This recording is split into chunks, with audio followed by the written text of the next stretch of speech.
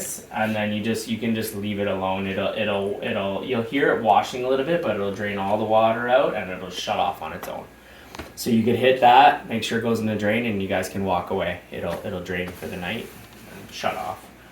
Do you recommend leaving the door open a bit to help things dry out? You can, yeah. You could leave it cracked like that, and this one will stay too.